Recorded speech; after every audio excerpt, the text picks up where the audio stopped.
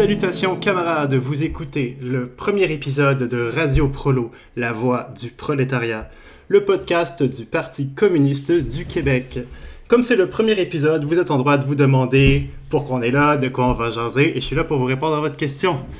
Donc ça va être sous la forme d'interviews, on va passer des entrevues avec des gens issus de la classe ouvrière pour parler de thématiques diverses qui portent autant sur l'histoire, les enjeux sociaux, autant sur la scène locale qu'à l'international. On n'est pas à l'abri de rencontrer des gens qui ont des connaissances sur Cuba, la Chine ou la Corée du Nord, soyons fous. Et aujourd'hui, nous rencontrons notre premier invité, qui est un invité qui est plutôt intéressant. Il s'agit de camarade Adrien Welch, le secrétaire national du Parti communiste du Québec. Adrien, bonjour. Bonjour, salut, camarades, chers amis. Donc, Adrien, on est très content de t'avoir aujourd'hui parce que tu as des connaissances très importantes sur le milieu et une fonction au sein du Parti communiste. Et comme on est au mois de mai, pour l'épisode du mois de mai, on se dit que ce serait intéressant de pouvoir parler du 1er mai et de son importance dans le mouvement militant, la gauche et le communisme en général. Donc, un petit recap du 1er mai pour ceux qui sont peut-être pas au courant de son importance et d'où ça vient. Donc, c'est une journée pour commémorer les travailleurs et les travailleuses, qui nous date de la Deuxième Internationale, donc en 1884 à Chicago, pour commémorer le massacre du Haymarket Square, et pour justement souligner l'importance des combats pour notamment l'obtention des journées de 8 heures. Donc on était avec Adrien Welch pour en parler aujourd'hui. Donc Adrien, est-ce que tu voudrais nous en dire un peu plus sur l'importance qu'a le 1er mai au sein des mouvements ouvriers et militants? Essentiellement, l'importance, c'est évidemment, elle n'est pas juste historique, pas juste morale, mais c'est sûr que le poids de l'histoire est très important. Comme tu parlais de Haymarket Square, tu parlais de journée de travail de 8 heures. En fait, la réduction du temps de travail et l'augmentation des salaires, ça a toujours été deux revendications qui sont cardinales au sein des mouvements ouvriers, au mouvement syndical. Et donc, c'est tout naturellement que au moins une fois par année, il y ait une journée qui soit consacrée à la lutte de la classe ouvrière. Évidemment, des 1er mai, il y en a eu plusieurs, mais la combativité est toujours là, et puis la nécessité de célébrer le 1er mai est toujours là. Il sera toujours là tant que finalement la classe ouvrière n'aura pas assumé la prise de pouvoir politique, et même quand ce sera fait, continuer de rappeler l'importance du 1er mai, c'est capital. La preuve en est que les défilés du 1er mai à Cuba, d'ailleurs, dans les pays socialistes et à Cuba en particulier, mais c'était le cas aussi en URSS, le 1er mai est un jour férié. Et ça a toujours été l'occasion de rappeler justement d'où on vient finalement, d'où viennent les luttes syndicales et le chemin qui a été parcouru. Et c'est sûr qu'il y a eu du chemin qui a été parcouru depuis, mais peut-être un petit point sur le 1er mai de cette année, ce qui était très important, c'est que cette année, évidemment, non seulement il y a la pandémie qui a, donc, depuis plus d'1 an, frappé de plein fouet en particulier les travailleurs et les travailleuses. Et j'irais même plus loin, en particulier les travailleurs et travailleuses de première ligne, même si c'est vrai que les travailleurs et travailleuses qui ont pu rester chez eux ont dû se confronter à des nouvelles technologies de travail avec le télétravail, le fait de rester à la maison, devoir jongler d'une façon plus difficile avec concilier le travail, vie personnelle. Mais c'est sûr que c'est particulièrement les travailleurs et travailleuses de la santé, de l'éducation qui ont été touchés par cette pandémie.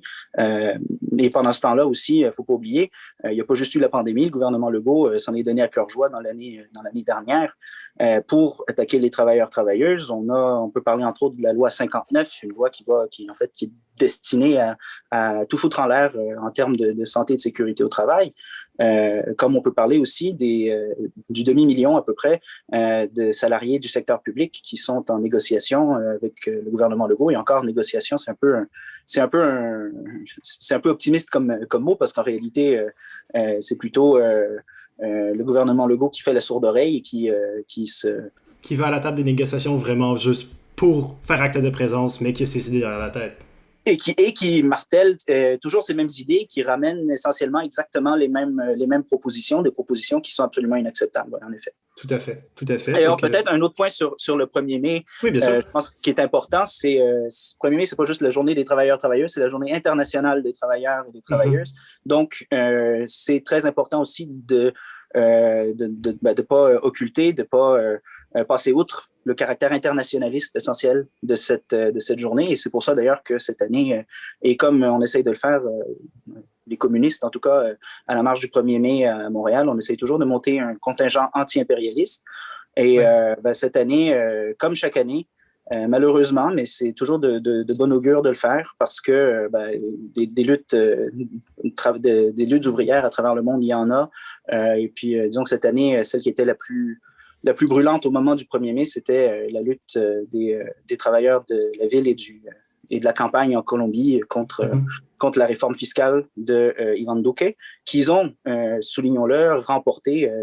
Et malgré ça, forts et fiers de leur victoire, ont continué et continuent de lutter contre la Colombie, qui est un narco-État, qui est un État corrompu, un État terroriste même, ils n'ont pas peur des mots, et qui est appuyé à 100% par le Canada et qui d'ailleurs qui est pratiquement une terre vierge pour les entreprises minières canadiennes. Ces mêmes entreprises minières qui sans aucun doute, ont des liens avec les politiques ici et puis les politiques les plus réactionnaires même au Canada. Donc, autrement dit, il y a un lien. Notre ennemi et leur ennemi sont les mêmes. L'impérialisme canadien. Le système impérialiste. Voilà. Ouais. Dont le Canada profite essentiellement pour s'enrichir sur le dos des ouvriers et des travailleurs d'Amérique latine, tout à fait. Et un peu pour en revenir au 1er mai et à la marche du 1er mai, vous étiez à la marche, nous étions, le Parti communiste du Québec, le Parti communiste du Canada, nous étions pour présenter nos couleurs. Et quelle a été votre impression cette année sur cette marche du 1er mai et du contingent anti-impérialiste? Bon, je pense que le contingent, on a quand même marqué le point de façon peut-être plus affirmée qu'on l'a jamais été, en tout cas dans les 10 dernières années. On avait quand même, j'ai fait un compte, évidemment, une estimation, et on devait être une bonne 60aine dans notre contingent. Dans votre contingent, c'est à souligner, et je pense qu'on ça prouve d'une certaine façon que ça prouve que la lutte contre l'impérialisme, la lutte des communistes pour le socialisme, contre le capitalisme, est loin d'être passée. Au contraire, c'est une lutte qui regagne en vigueur, en particulier dans les conditions exceptionnelles d'attaques patronales et de dangers de guerre impérialiste qui nous entourent. Mais ceci étant, je pense que ce qui était plus dommage, c'est de voir la faiblesse de la mobilisation du 1er mai en général. Quand on a un gouvernement comme le gouvernement Legault, qui est l'un des plus réactionnaires que le Québec ait connu depuis des décennies, quand on a des attaques comme j'en parlais tout à l'heure, l'attaque patronale comme la loi 59 contre les travailleurs et travailleuses accidentés ou malades ou contre la prévention en termes de santé et sécurité au travail, comme celle-là, quand on a un gouvernement qui est aussi intransigeant devant les employés de l'État, on aurait dû même s'attendre à beaucoup plus une mobilisation beaucoup plus grande. Surtout si on compare, par exemple, la dernière fois qu'il y a eu lors des dernières négociations entre les salariés du secteur public et l'État en 2015, c'était beaucoup plus massif. Il y avait une riposte beaucoup plus massive, les slogans étaient beaucoup plus clairs et beaucoup plus revendicatifs. Malheureusement, ça n'a pas été le cas ce 1er mai. Évidemment, la pandémie y est pour beaucoup. Ça n'a pas aidé. C'est vrai qu'il faut absolument faire attention aussi à notre santé quand on va manifester. Ceci étant, quand on regarde l'été dernier les manifestations de Black Lives Matter, il n'y a presque pas eu, moi, je n'ai pas entendu parler de vagues liées à ces manifestations-là, et c'était des manifestations quand même massives et relativement spontanées. Alors, on peut très bien se demander comment ça se fait que donc une manif comme celle du 1er mai, qui bénéficient grâce aux organisations syndicales de beaucoup plus de ressources, comme ça se fait qu'elles soient restées aussi presque intimes, on pourrait dire. C'était presque une manif intime pour un 1er mai, à mon avis. Sans compter aussi que la pandémie en soi, c'est pas vrai qu'on est tous dans le même bateau. Il y a des gens qui se sont enrichis pendant cette pandémie-là. Ah, tout à fait. Il y a des gens qui ont profité de la pandémie pour accroître l'exploitation des travailleurs et des travailleuses. Il y a des gens qui ont perdu leur emploi. Il y a des gens qui ont perdu leur logement. Cette pandémie, en fait, elle dévoile des contradictions qui sont inhérentes au système capitaliste, des contradictions qui partiront pas le jour où tout le monde va être vacciné. Donc, au contraire, c'est pas pendant cette pandémie que c'est le temps de se taire. Au contraire, c'est le temps de sortir à la rue, c'est le temps de se mobiliser, parce que le plus de temps qu'on prend avant de se mobiliser, le plus de temps que le patronat, lui, finalement, a un champ libre pour agir. Et la réaction patronale, j'ai quasiment envie de dire, elle avait une 5e colonne présente cette journée du 1er mai-là, et ça, c'était la marche au Stade olympique. La manifestation de conspirationnistes qui était là dans l'objectif, un peu, on peut le dire, dans l'objectif de perturber la campagne de vaccination, d'une certaine façon. Oui, d'une part, mais d'autre part, je pense qu'on peut aller plus loin. Moi, j'irais plus loin parce que le fait qu'ils organisent... Allons plus loin, allons-y. On va aller au fond des choses. C'est une des caractéristiques des communistes, effectivement. Ben oui. Mais cette marche-là du 1er mai, déjà, la date, c'est pas fortuit, c'est pas anodin. Ils ont fait ça le 1er mai, ils savent très bien c'est quoi le 1er mai. Peut-être que dans les gens qui ont marché, ça c'est très possible. Il y a des gens qui sont un peu perdus. Et puis, des gens perdus parmi les conspirationnistes, vous dites. Des gens plutôt, qu'on pourrait dire, qui sont plutôt honnêtes et qui tombent dans le piège des organisateurs et des forces qui sont derrière cette manifestation-là du 1er mai. Parce que c'est pas vrai que cette manif-là, elle était purement spontanée. C'est pas vrai que ça a juste été appelé sur les médias sociaux. Cette manif-là du 1er mai des conspirationnistes, on le sait très bien, ça fait déjà plus d'1 an qu'on les entend, les conspirationnistes. Ça fait plus d'1 an qu'on voit et qu'on voit des liens manifestes entre ces gens-là et puis des groupes d'extrême droite comme la Meute. Ça fait plus d'1 an aussi qu'on les voit qui s'organisent, qui organisent des marches, des manifs. On les a vus à l'œuvre depuis au moins 1 an. L'été dernier, ils étaient là. Et ces gens-là, évidemment, ils ont, enfin, c'est pas du tout, c'est pas spontané. Ils sont là et puis ils savent où ils vont. Où ils vont, c'est vraiment vers l'extrême droite. Parce que ce qui arrive avec ces mouvements-là, c'est vraiment que on a des gens qui jamais se seraient identifiés avec des groupes d'extrême droite et qui commencent à se rapprocher à travers ces milieux conspirationnistes. Et ça, c'est l'extrême droite qui s'organise. Ça, c'est très dangereux. Ça, on voit là vraiment les graines du fascisme, en fait. Oui. Surtout quand ils reprennent les codes du mouvement ouvrier. Faire des manifs le 1er mai, faire des manifs en soi, avec discours, des actions de masse, des mobilisations de masse. Et évidemment, ces gens-là, dans leur discours, il est complètement anti-classe. À aucun moment, ces gens-là vont souligner que, parce que oui, pour l'instant, ils sortent dans les rues contre les mesures sanitaires, mais le jour où il n'y aura plus de mesures sanitaires, il faut se poser la question, contre quoi est-ce qu'ils vont sortir? À mon avis, ça ne sera pas beau à voir. Non. Et les gens qui vont récupérer ce mouvement-là, une fois que le terrain a été planifié, c'est des gens comme Éric Duhem, c'est des gens comme Maxime Bernier, et peut-être même des forces encore plus à droite. Quand je dis que ce discours-là, c'est vraiment pas un discours de classe, c'est aussi que, en fait, à aucun moment, ces gens-là font poser le débat sur des termes corrects.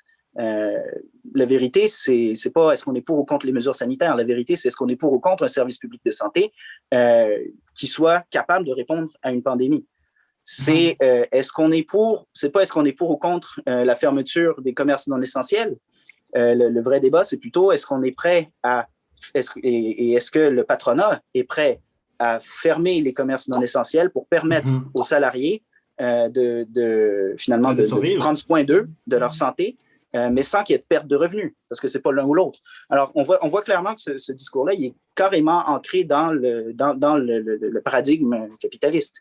Et puis, évidemment, il ne faut pas oublier non plus que ce discours-là fait le jeu de François Legault. Parce que, et c'est pas pour rien d'ailleurs que les médias à la solde du capital ont ouvert leur micro à ce mouvement-là depuis le début. Vous savez, si on avait eu si nos déclarations à nous, communistes, qui parlent d'une sortie populaire à cette crise capitaliste, si on avait eu autant les micros ouverts que ces gens-là, je pense que le débat serait différent. Mais non, au contraire, on nous ferme les micros à nous. D'ailleurs, d'où l'importance finalement d'avoir notre propre presse et notre propre micro. Voilà, notre propre micro. Mais non, ce qu'ils ont fait, c'est qu'ils ont ouvert les micros à ces gens-là, à ces conspirationnistes, et finalement, tout ça pour monter une espèce de narratif officiel, comme quoi, soit vous êtes avec François Legault, soit vous êtes conspirationniste. Et ben, le résultat de tout ça, c'est quoi? C'est que les derniers chiffres, selon les derniers sondages, la CAQ est à 46% dans les sondages en cas d'une élection qui aurait lieu dans les prochaines semaines. Et ça, ben, évidemment, c'est la classe ouvrière qui va payer le prix fort si jamais la CAQ réussit à transformer l'essai, comme on dit, et à devenir, et à être réélu avec presque une telle unanimité, avec un score qui peut se rappeler ceux de Maurice Duplessis, d'ailleurs. Oui, donc il ne faut pas oublier que les médias qui ont ouvert les micros, justement, conspirationnistes, comme vous l'avez un peu expliqué précédemment, ils les ouvrent à eux et pas à nous, les communistes, parce que ultimement, même si les conspirationnistes sont contre le gouvernement, ils ne le font pas dans une mesure où ils veulent dans un antagonisme de classe. Ils jouent le jeu du gouvernement car ils ne sont pas contre le gouvernement en tant que classe bourgeoise. Ils ne veulent pas déstabiliser tant que ça l'ordre établi que juste de faire entendre leur opinion. Alors que nous, s'ils ouvraient aux communistes, ce serait directement de dire que leur système auquel les médias jouent est mal fait pour la classe ouvrière. C'est-à-dire qu'il y a plusieurs, évidemment, dans l'extrême droite a une longue histoire. Hein. Et puis, elle sait comment... mais essentiellement, il y a des points communs, que ce soit l'extrême droite en ce moment, que ce soit l'extrême droite à l'époque du nazisme et du fascisme, ou l'extrême droite en Amérique latine. En réalité, déjà, toujours, je le disais tout à l'heure, ils essayent de reprendre un peu les codes et la combativité de la classe ouvrière. Parce que c'est la seule façon qu'ils sont capables d'aller chercher les masses à leurs idées. Par contre, après, oui. Voilà, et après, ils utilisent cette espèce d'écran de fumée pour injecter leur venin. Et c'est pas rare d'ailleurs qu'on voit l'extrême droite reprendre, mais tout en les distorsionnant des positions de gauche. Hein. Oui. Et donc, évidemment, dans le cas mais souvent, dans leur discours, en tout cas, ce qu'on va entendre, c'est un discours le peuple contre les élites. Et en réalité, c'est très facile de faire des discours qui sonnent radicaux quand on utilise ces concepts-là, mais qui en réalité ne servent que la division, qui servent que la division des masses populaires, de la classe ouvrière, et surtout la confrontation de certains secteurs les uns contre les autres. Parce que à certains, un jour, ils peuvent très bien dire à des travailleurs d'usines non syndiqués, vous êtes le peuple, on est de votre côté, et on est contre les élites qui appuient les syndicats. Parce que tout le monde le sait, que les travailleurs syndiqués sont des fainéants, sont des paresseux, c'est des privilégiés. Pendant que vous travaillez fort, vous faites tourner les usines pendant qu'eux font grève pour avoir des salaires qui sont 30 fois plus élevés que les vôtres. Oui. Mais ça peut marcher donc devant des travailleurs non syndiqués. Ça peut très bien marcher aussi pour essayer de ramener finalement des travailleurs sans grande conscience de classe dans leur mouvement. Mais par contre, après, quand ils rencontrent des travailleurs syndiqués, ben là, il faut qu'ils changent un petit peu le discours. Et là, le discours, c'est, vous savez, les temps sont durs. C'est d'ailleurs ce que disait Erin O'Toole le jour de la fête du travail en 2020. Les temps sont durs. Il disait ça aux travailleurs, aux travailleuses d'Oshawa, je pense. Je sais c'est quoi travailler sur le plancher, etc. Le vrai problème, par contre, c'est les élites libérales. Et pas trop... Si on lit entre les lignes aussi, le problème, c'est les immigrants qui viennent prendre vos jobs. C'est peut-être pas ce que dit O'Toole, mais c'est ce que dit, par exemple, Marine Le Pen en France. Et après, devant des immigrants, ils peuvent très bien dire aussi, mais vous êtes vous êtes des bons travailleurs. Mais vous savez, si vous votez pour les élites mondialistes, cosmopolites, c'est souvent ça fait partie de leur vocabulaire, eh bien, vous votez pour des gens qui vont vouloir attaquer toutes les valeurs familiales qui vous sont chères, notamment en voulant pervertir vos enfants avec un syllabus de cours à l'éducation sexuelle qui parle de l'homosexualité. Et c'est ça que dit Doug Ford pour essayer d'aller rejoindre certaines communautés immigrantes en Ontario. Donc, bref, c'est très facile de faire dire ce qu'on veut et de tourner à notre avantage quand on prend des concepts comme le peuple versus les élites.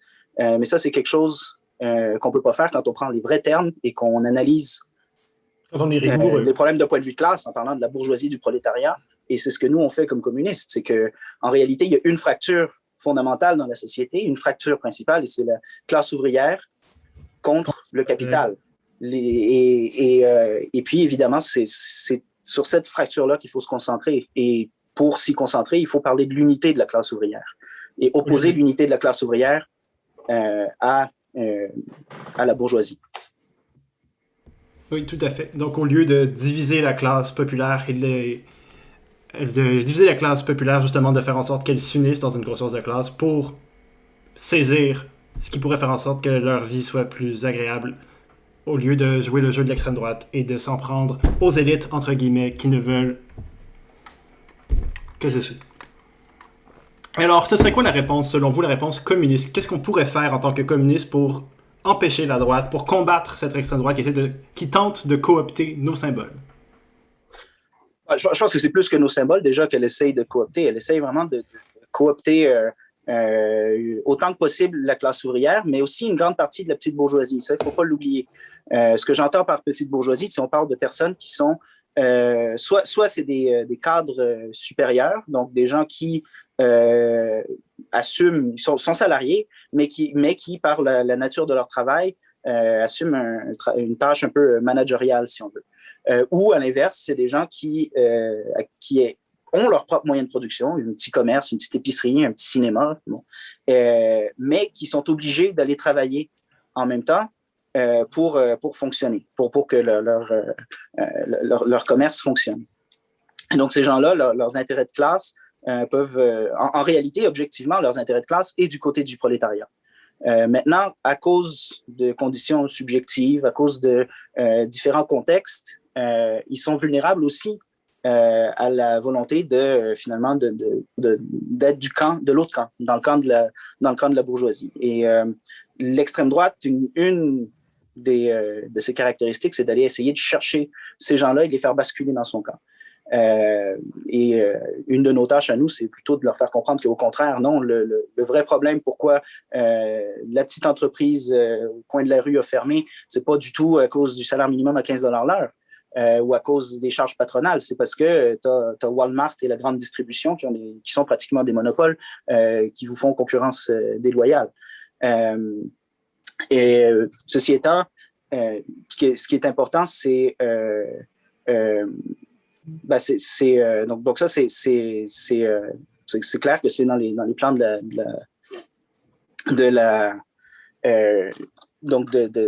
l'extrême droite d'aller chercher ces gens-là. Nous, évidemment, notre priorité, c'est de s'organiser et puis c'est d'essayer de maintenir une unité anti-monopoliste, donc contre les grandes entreprises, et d'essayer de mobiliser ces gens-là, mais évidemment, toujours en gardant au centre de notre travail la classe ouvrière, évidemment. On est un parti de la classe ouvrière et nos intérêts sont liés à celle-ci et ne sont pas différents de celle-ci. Donc, évidemment, travailler avec la classe ouvrière, avec les mouvements syndicaux en particulier, mais aussi avec les autres mouvements démocratiques et populaires, mouvements féministes, mouvements pour la paix aussi et la solidarité internationale, mouvements pour le logement, et vraiment essayer de forger une unité pour une issue populaire à cette crise capitaliste. Et alors, évidemment, ça passe par d'abord faire comprendre que la crise qu'on traverse, c'est pas juste une crise sanitaire, c'est pas juste une pandémie, je le disais tout à l'heure, je vais le répéter, c'est pas vrai qu'une fois que tout le monde aura eu ses 2 doses de vaccin, l'économie va bien aller. Non, c'est pas vrai que les contradictions du capitalisme vont se résorber avec la fin de la pandémie de COVID-19 et c'est pas vrai du tout que non plus que l'économie va fleurir aussi rapidement après un tel ralentissement. Je pense qu'en 2020, si je ne me trompe pas, le PIB mondial a reculé de 4,4 %. C'est pas vrai que la reprise peut se faire aussi facilement. Et c'est clair qu'à chaque fois qu'il y a une crise comme ça, la reprise, il y a un conflit de classe. La classe dirigeante veut faire payer la crise sur le dos de la classe ouvrière. Et le budget Legault, contrairement à ce qui a été dit dans les grands médias, c'est pas vrai que les milliards de déficit, Legault va demander aux entreprises de payer pour ça. Au contraire, on le voit tout de suite d'ailleurs avec les négociations du secteur public. Ce qui a été dit aux salariés du secteur public, c'est clair, c'est que là, maintenant, la capacité de payer des Québécois est à bout. On est au bout, on peut plus... les travailleurs, les Québécois et les Québécoises ne peuvent plus payer pour des salaires de fonctionnaires. Donc déjà là, on voit très bien, le plan est clair, c'est de faire payer cette crise, faire porter le fardeau de cette crise sur la classe ouvrière. Et puis, donc, on sait très bien que même si le retour à l'équilibre budgétaire est prévu seulement pour 7 ans, en fait, ce qu'on peut prévoir, c'est que d'ici 1 an et demi, il va y avoir des élections et qu'au lendemain des élections, là, c'est là que les mesures d'austérité vont se déchaîner et puis c'est là qu'on va payer, c'est là qu'on va morfler.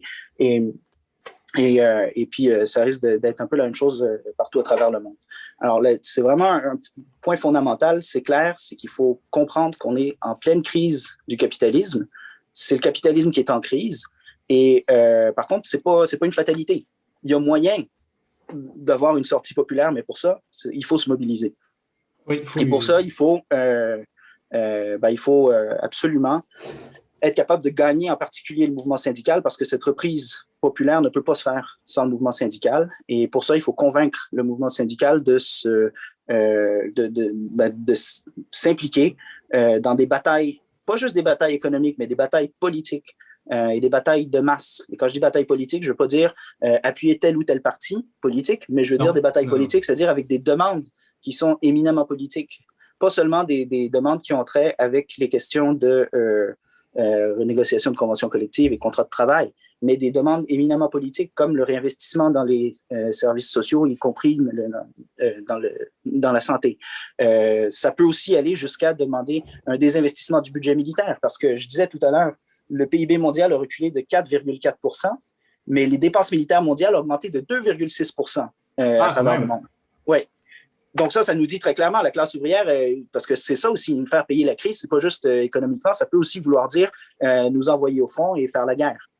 Parce que quand on est en période de crise, puis une crise qui est aussi mondialisée que la crise de la COVID, souvent, c'est prélude d'un réalignement du rapport de force. Et donc, pour aller défendre les positions de l'impérialisme occidental, il faut des soldats, il faut de la chair à canon. Ah oui. Et pour régler les problèmes, rien ne vaut une bonne guerre, hein, comme on dit. Et on va dire, on ira plus loin, on va dire pour les plus jeunes, chômeurs, finalement, tu n'as pas d'emploi, c'est à peu près la seule perspective aussi. On peut presque dire que la perspective de relance économique peut être liée à ça. Ça peut être ça, en fait, la perspective de relance économique pour la classe bourgeoise, c'est pour les impérialistes, c'est faire la guerre. Et puis d'ailleurs, le Canada, dans le budget Trudeau, c'est assez clair. Il y a 95 milliards de dollars qui sont alloués à ça, qui sont alloués au rachat de flottes de guerre et de la modernisation aussi de la flotte aérienne de guerre. Donc c'est vraiment pas... c'est très proche de nous. C'est pas une lubie. Ça fait plusieurs années d'ailleurs que nous, les communistes, on avertit la classe ouvrière et les différents mouvements populaires de cette possibilité-là. Et je pense que de jour en jour, on s'en rapproche.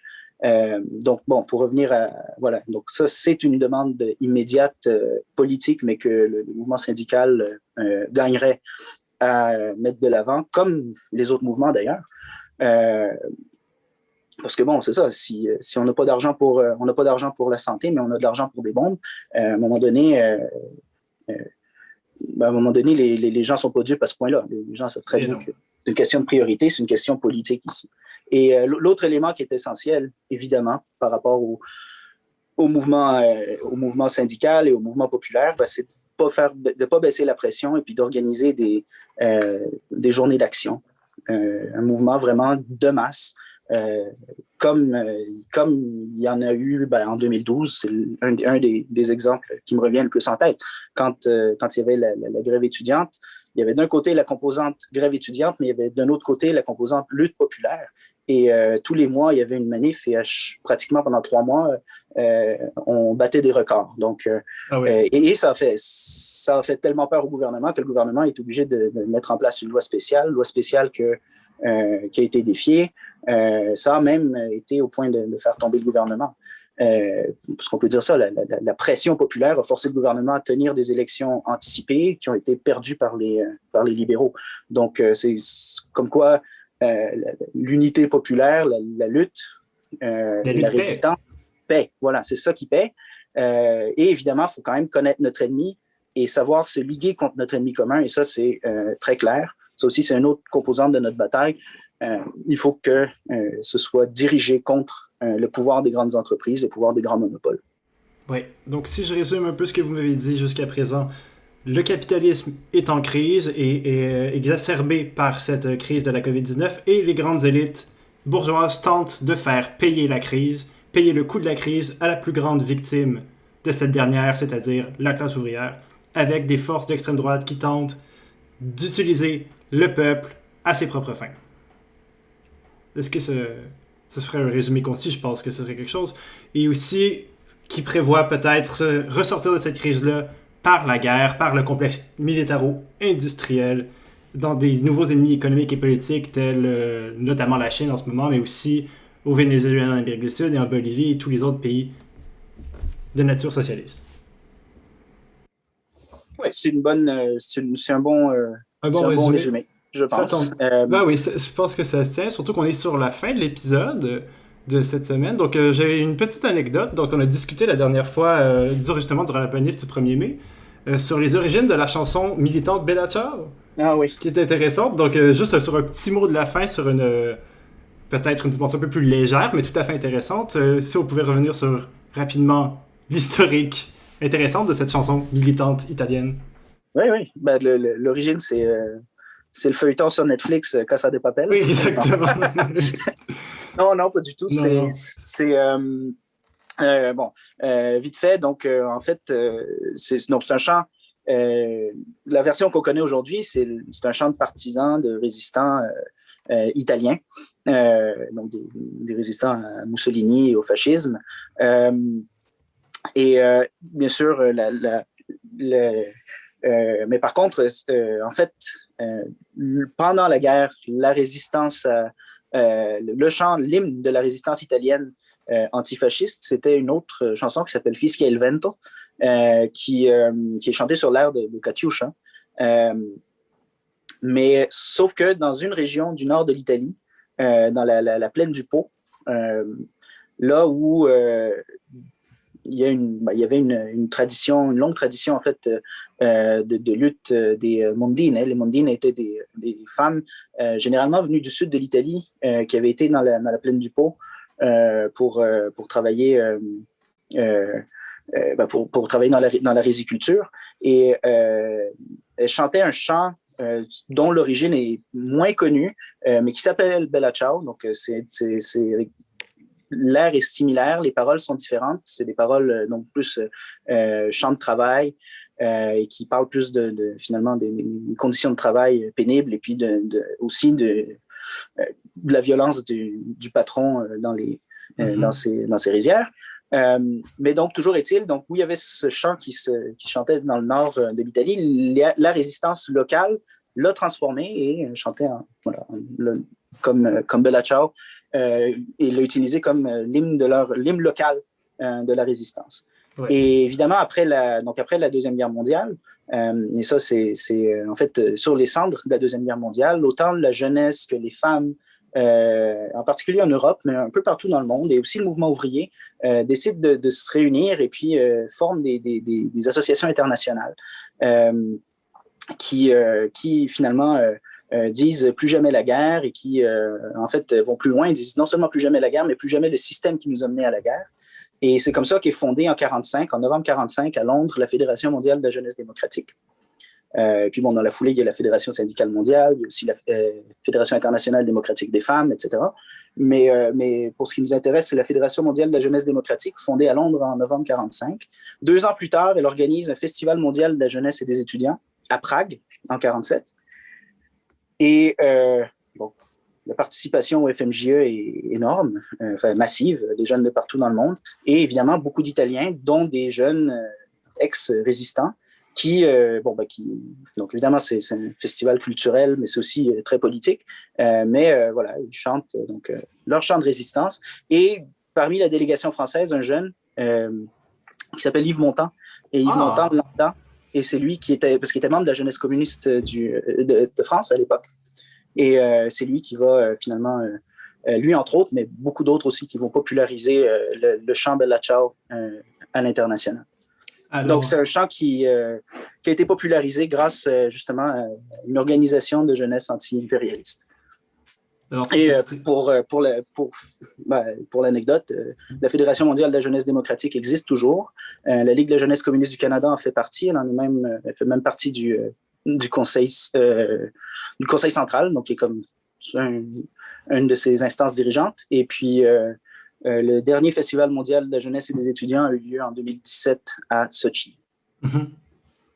Eh bien, merci beaucoup pour cette anecdote très intéressante. Yves Montand a popularisé Bella Ciao. Vous l'avez entendu ici en premier. C'était tout le temps que nous avons aujourd'hui. Merci Adrien Welch d'avoir été avec nous. On n'est pas à l'abri de vous revoir pour un deuxième épisode une autre fois. Et nous allons nous retrouver le mois prochain avec le prochain épisode de Radio Prolo, la voix du prolétariat. En attendant, si vous en voulez plus, vous pouvez vous abonner aux journaux papier et électroniques du Parti communiste du Québec et du Canada, Clarté et The People's Voice, que vous pouvez retrouver sur nos sites web. Alors là-dessus, je vous souhaite de passer une très bonne journée ou soirée. Restez solidaires. Au revoir, camarades.